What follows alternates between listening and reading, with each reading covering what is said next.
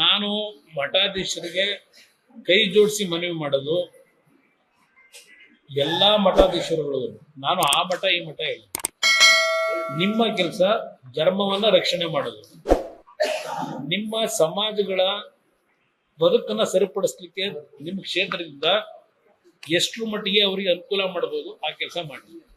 ರಾಜಕೀಯದ ಯಾತಿಗೆ ಈ ದೇಶದಲ್ಲಿ 75 ವರ್ಷದಲ್ಲಿ ಇವತ್ತೇನು ಮಠಾಧೀಶರು ಎಲ್ಲಾದ್ರೂ ಇಂಟರ್ಫಿಯರ್ ಆಗಿದ್ದಾರೆ, ಅವರಿಗೆ ಅಗೌರವ ತರಬಾರದು ನಾವು ಮಠಾಧೀಶರಿಗೆ, ನಮ್ಮ ಸ್ವಾರ್ಥಕ್ಕೋಸ್ಕರ.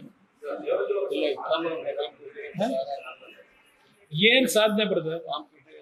ಈಗ ಇನ್ನೂ 5 ವರ್ಷ ಇದ್ರು ಅವ್ರು ಯಾವ ಸಾಧನೆ ಮಾಡಕ್ ಆಗಲ್ಲ. ಅವರ ಸಂಕುಚಿತ ಮನೋಭಾವಗಳೇನಿದೆ ನಾನು ಹತ್ತಿರದಿಂದ ನೋಡಿದ್ದೀನಿ.